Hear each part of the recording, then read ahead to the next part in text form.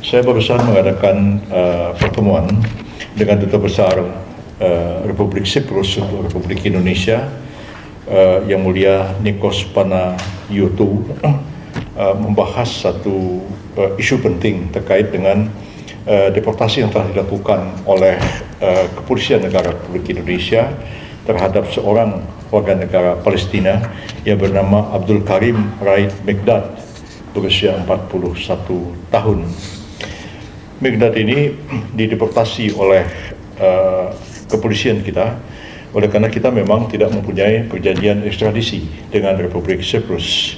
Ekstradisi itu dilakukan atas permintaan dari Republik Siprus melalui Interpol yang berkedudukan di Lyon di Prancis, yang telah menyampaikan red notice terhadap Abdul Karim Raid Mahmoud Mekdad yang berdasarkan bukti-bukti yang dimiliki oleh pemerintah Siprus yang bersangkutan terlibat dalam satu kejahatan atau tindak pidana yang tergolong ke dalam tindak pidana yang disebut dengan transnational organized crime.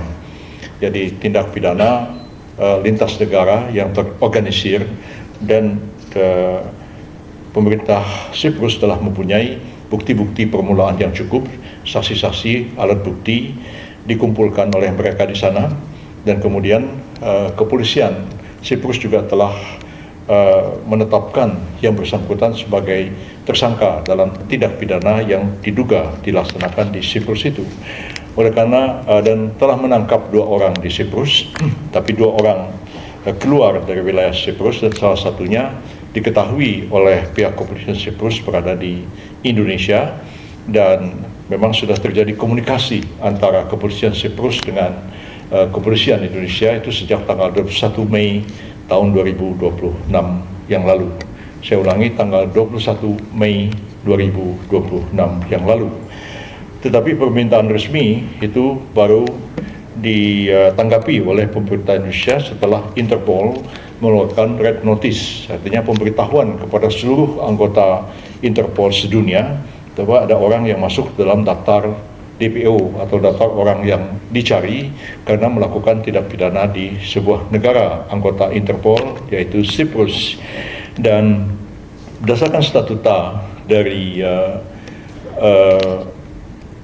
Interpol bahwa setelah dia menyampaikan permintaan kepada Interpol untuk mengeluarkan red notice, itu harus disertai dengan bukti-bukti yang cukup dan diverifikasi oleh Interpol. Kalau Interpol merasa beralasan, akan dipenuhi. Kalau tidak beralasan hukum, maka Interpol akan menolak untuk menerbitkan red notice itu. Ada 4 hal yang harus dipertimbangkan untuk menerima atau menolak. Ialah pertama, apakah itu terkait dengan masalah agama, kedua terkait dengan masalah HAM, 3 terkait dengan masalah politik, ya yang paling penting 3 hal itu. Jadi kalau memang terkait dengan hal-hal ini, maka kemungkinan besar Interpol akan menolak untuk menerbitkan red notice. Tapi setelah dipelajari Interpol bahwa kasus yang diduga dilakukan oleh Abdul Karim Mekdad ini adalah kasus kriminal atau pidana murni yang tidak terkait dengan masalah agama, masalah politik, atau masalah HAM bagi yang bersangkutan. Dan karena dikeluarkan red notice itu, maka pemerintah Indonesia dalam hal ini Interpol menanggapi dengan segera, dan red notice itu dikeluarkan tanggal 17 Juli, lalu kemudian tanggal 18 Kamis tanggal 16 Juli, lalu kemudian tanggal 17 Juli itu deportasi ke Siprus, dan pemerintah Siprus mengirim pesawat untuk menjemput yang bersangkutan di bawah pengawalan dari pihak kepolisian Siprus, dan dilakukan serah terima di Jakarta. Dan sekarang Abdul Karim Mekdad itu sudah berada di wilayah Republik Siprus.